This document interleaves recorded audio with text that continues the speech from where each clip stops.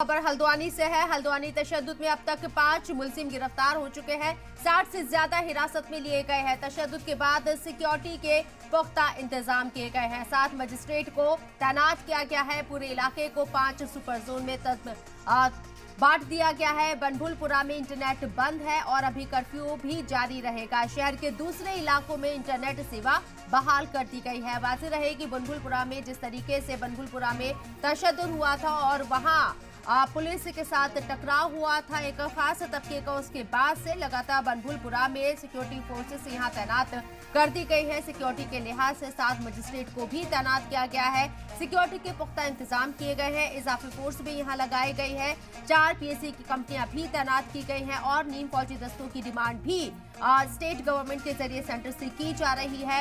और कुछ ऐसे मकामात हैं जिन्हें बुलडोज करना है, इस बात के भी इशारे दिए जा रहे हैं लगातार। और ऐसे में दोबारा ये सिचुएशन पैदा ना हो, इसको देखते हुए सख्त इंतजाम किए गए हैं। हल्द्वानी में आज कर्फ्यू का तीसरा दिन है। मुतासरीन ने इंतजामिया पर सवाल उठाए हैं। इंतजामिया ने दावों को गलत बताया है। दवाई और खाना ना मिलने का इल्जाम है। लोग भूखे पेट सोने को मजबूर हैं। हल्द्वानी से सलाम की ग्राउंड रिपोर्ट है, जहां लोग घरों में कैद रहने को मजबूर है। जरूरी सामान ना मिलने से परेशानी का लोगों को सामना करना पड़ रहा है। मकामी लोगों ने पुलिस के रवैये पर भी सवाल उठाए हैं। खवातीन से बदतमीजी और बदसलूकी का भी इल्जाम है। मकामी लोगों का इल्जाम है कि हालात अब भी तशवीशनाक है।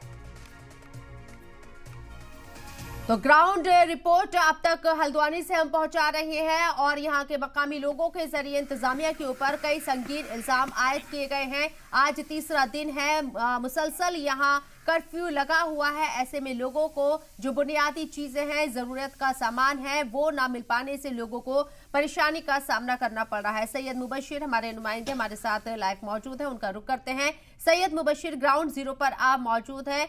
बनभुलपुरा में कर्फ्यू का आज तीसरा दिन है। हालात कैसे हैं और कब तक इसी तरह की सिचुएशन रहने वाली है?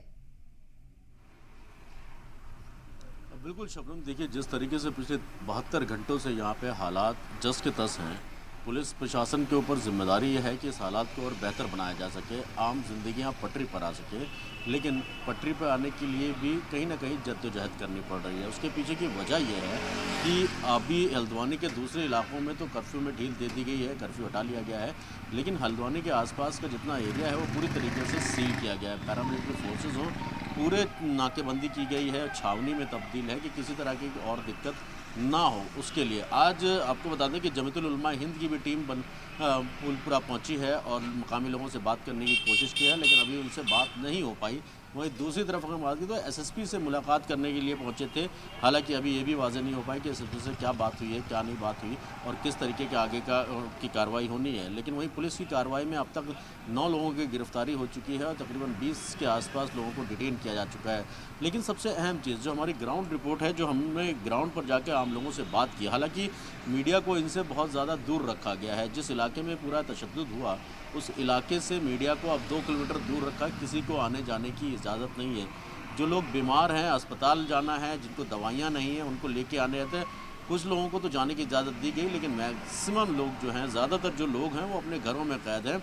72 घंटे बीत जाने के बाद अब उनके सामने सबसे बड़ी मुश्किल ये है कि ना घर में अब राशन बचा है और ना ही दूध है। छोटे छोटे बच्चे हैं, उनको नहीं मिल पा रहा। हालांकि सरकार ये कह रही है कि हम राशन बंटवा रहे हैं। कुछ एक जगह हमने भी देखा जहाँ पर राशन के लिए लंबी लाइनें लगी हुई थी, जो पुलिस प्रशासन ने लाइनें लगवाई वहाँ पर, और लेकिन वो नाकाफ़ी थी क्योंकि इतने 70-80 हज़ार के जो गैदरिंग है, जो वहाँ पर पब्लिक है, जो रिहायशी इलाका है पूरे, वहाँ पर महज एक दुकान पर अगर राशन दिया जाएगा तो वो पूरा नहीं हो सकता।